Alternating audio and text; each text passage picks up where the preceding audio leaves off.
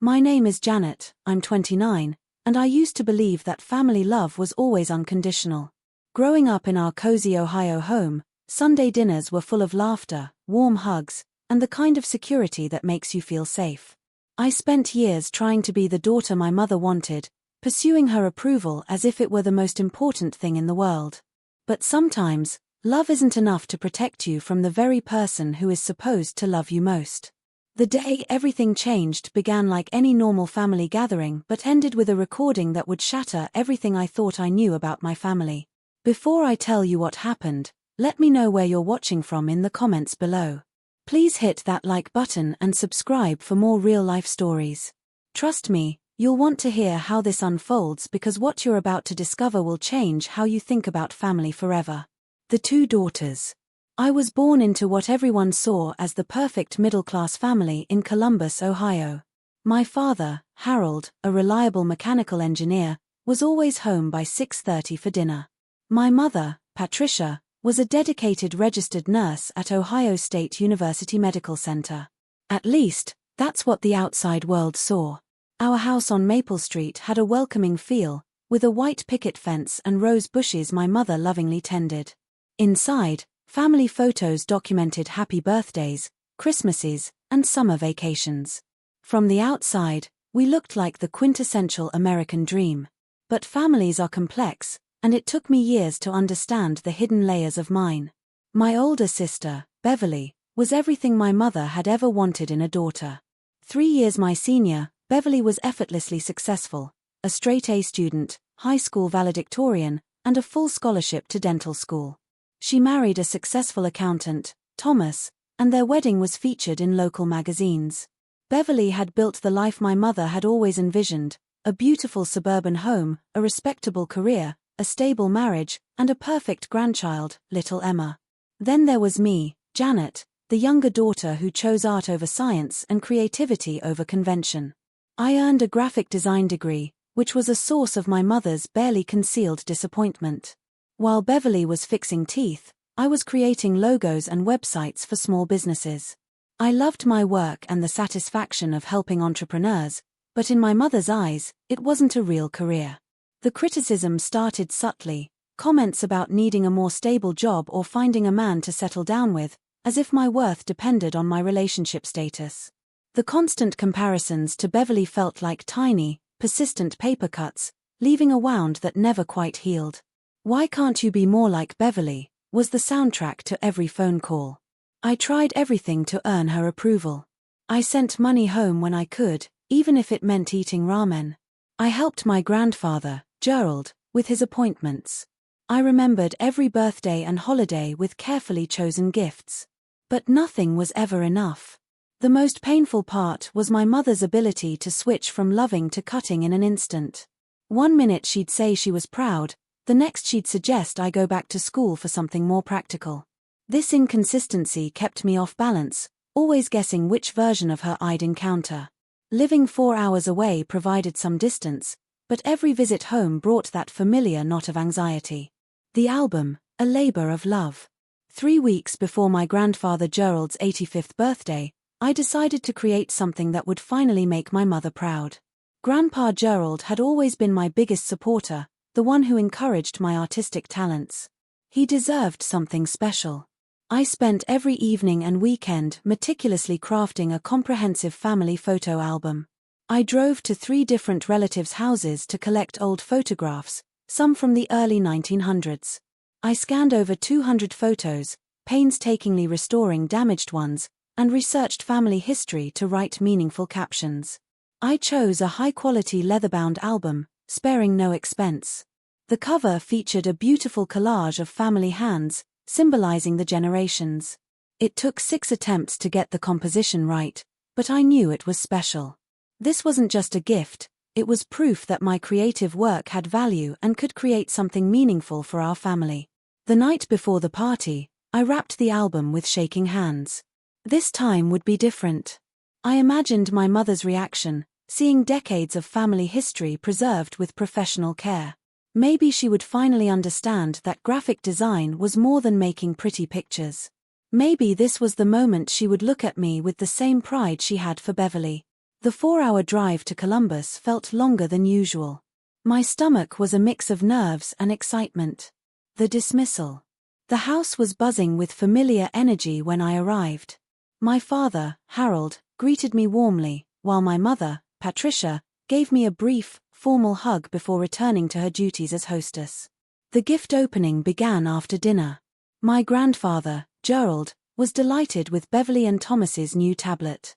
I had placed my gift last, hoping to make a lasting impression. He unwrapped the silver paper, his expression shifting from curiosity to wonder as he saw the album. He whispered, "I haven't seen this picture in 40 years." Page by page, he journeyed through our family's history, his voice thick with emotion. "This is the most beautiful thing anyone has ever given me," he said.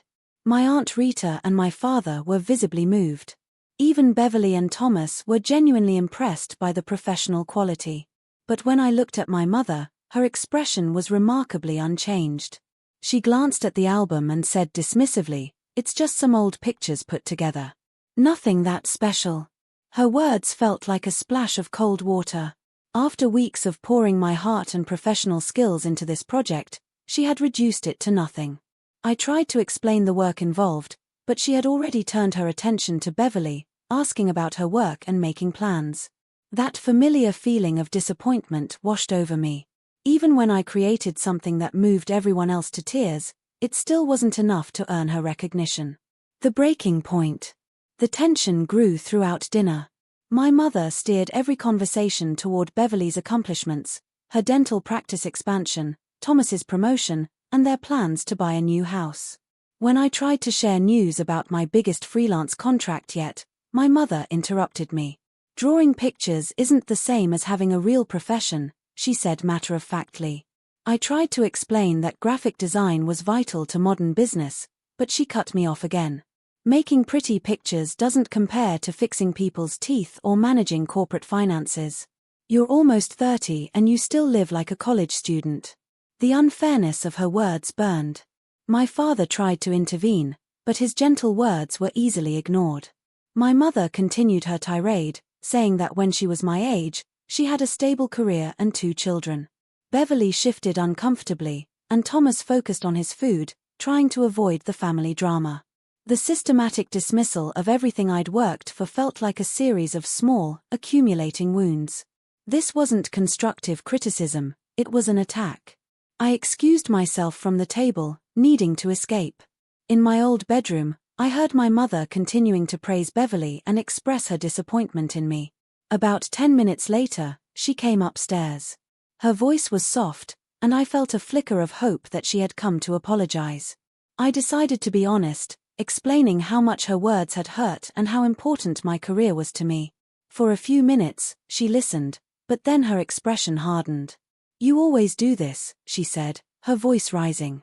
"Everything has to be about you and your hurt feelings. You can't just accept criticism like an adult." Then, without warning, she launched into a full-blown attack. "Do you know what your problem is, Janet? You're the biggest failure I've ever raised." The words hit me like a physical blow. Instinctively, I pulled out my phone and started a voice recording, placing it between the pillows.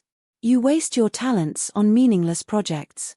You refuse to grow up and make practical decisions. You're 29 and have nothing to show for your life except a bunch of pictures on a computer." She continued, her voice filled with years of frustration. "I'm embarrassed when people ask about my daughters. I can talk about Beverly's practice, but what am I supposed to say about you? Beverly makes me proud. You make me wonder where I went wrong as a mother." When she finally left, I was in a daze. My hands shook as I stopped the recording, 23 minutes and 14 seconds of undeniable, devastating truth. I felt sick to my stomach, but also a sense of validation. I wasn't being oversensitive, this was real. The question was what to do with this proof. The revelation. I went back downstairs, where the family was now gathered for coffee and cake. The scene was perfectly normal, and the contrast was surreal. My mother acted as if our conversation had never happened. I found a seat away from her, my phone feeling heavy in my pocket. I knew what I was about to do would shatter the peaceful atmosphere, But I also knew that the peace was built on my silence and my willingness to absorb abuse. For 29 years, I had protected them from the truth. Not anymore. Excuse me, everyone, I said, standing up. I have something important to share. The room went silent. I want everyone to hear what Mom really thinks about me, because I think it's time for some honesty in this family. My mother's face filled with dawning panic. Janet, what are you doing? She asked. Instead of answering, I pressed play. My mother's voice filled the room, crystal clear. You're the biggest failure I've ever raised. The reaction was immediate. Grandpa Gerald's face went pale. Aunt Rita gasped. Beverly's eyes widened in shock. My father's expression turned to horror. The recording continued, her voice growing more vicious with each word. My mother jumped up, trying to grab my phone, but I held it away. This is edited, she screamed, but the recording kept playing. Grandpa Gerald was the first to speak. Patricia, how could you say such things to your own daughter? Aunt Rita cried, we all know your voice. Beverly, tears in her eyes, said, Mom, how could you say those things? Janet works incredibly hard. When the recording ended, the silence was deafening. My father, his voice quiet but firm, said, Patricia, in 35 years of marriage, I have never heard you speak to anyone with such cruelty. My mother's denials were met with an unyielding truth. I finally spoke, this isn't the first time. It's been going on for years, and I've been protecting all of you from knowing about it because I thought keeping the peace was more important than standing up for myself.